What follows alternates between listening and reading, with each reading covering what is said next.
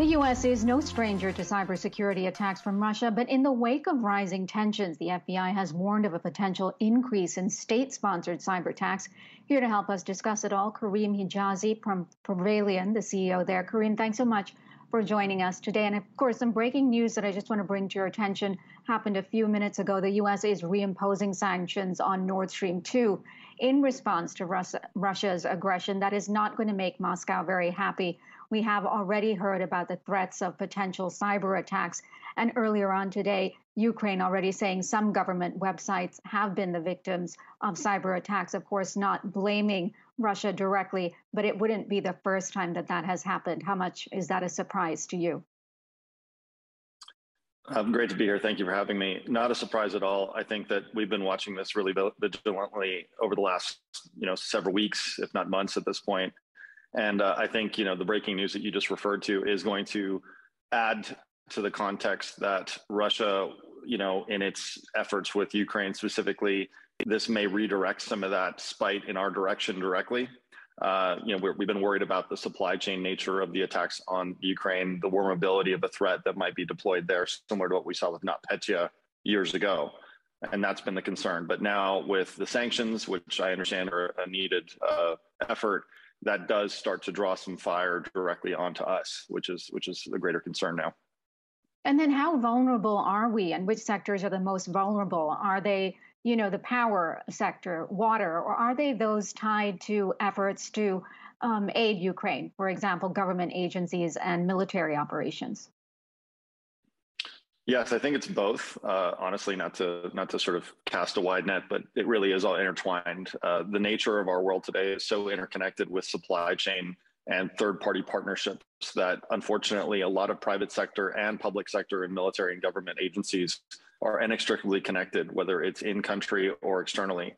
So the concerns are that if an organization in the Ukraine may be hit, or an industry for that matter in the Ukraine may be hit, there could be US companies or allied companies that are there that sort of get caught in the crossfire or are laterally infected by whatever is used there to attack that environment. And that would then proliferate onto the home country, right? So unfortunately, to answer your question explicitly, yes, absolutely critical infrastructure is of high concern, because that's going to have the broadest implications for natural course of things and daily life for everyone.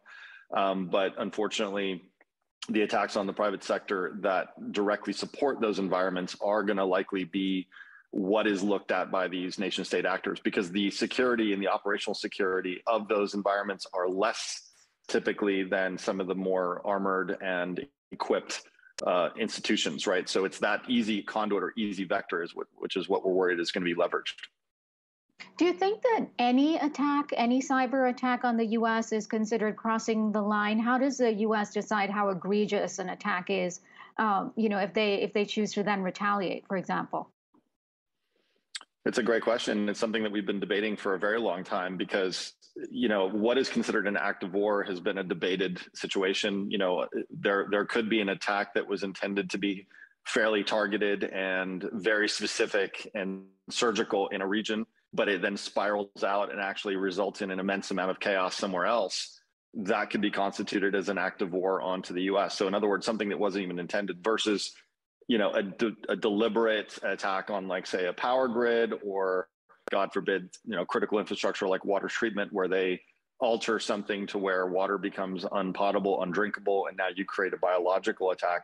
I mean, I think we all have our feelings on what that would constitute. I think that is absolutely an aggressive act that would warrant a very, very strong response. The question really is, it's a very politically challenging question. I think to date, we've seen these nation state actors honestly work with a level of restraint, because I think they've been benefiting too much off getting things from the US, whether it's financial gain or intellectual property gain. They haven't necessarily hurt us to the point where we're going to do anything back in a kinetic way. But I think in the current climate we're in, there's every possibility that something that maybe isn't intended to be as dramatic could be, similar to what I mentioned with the whole NotPetya situation several years ago in the Ukraine.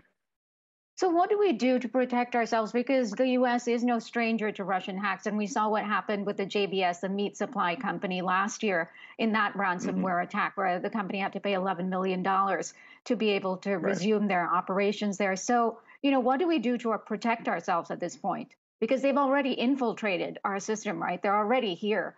They've got their Yeah. tenor hooks in the US. You're exactly right. And that's exactly what I was going to say is that the challenge we have now has gone beyond this idea that we need to sort of address vulnerabilities or proverbially patch our defenses. That's not really, that's an issue. Certainly, we don't want to forego that effort, but it's far from the more critical issue, which is exactly what you suggested, which is there's an embedding of deployed essentially agents into these environments that are laying in wait in a dormant state, waiting to be activated by a nation state actor as and when they see fit. And we're late to the game to sort of address this because now this idea that there's vulnerability and that there's compromise, two completely different things. We've spent a lot of time and effort, and a lot of organizations have been designed to address the vulnerability aspect of things, which sadly are not actually the vector that these adversaries are using to get in. They're using things like phishing techniques that essentially hack the individual, not the computer. And they're getting in whether there's a vulnerability or not. And it's those latent infections that you're referring to that really, really keep us up at night. And unfortunately, I have to say that we're sort of late to the party to sort of get those removed because it is a removal effort versus a patching effort. And that's a much more involved process.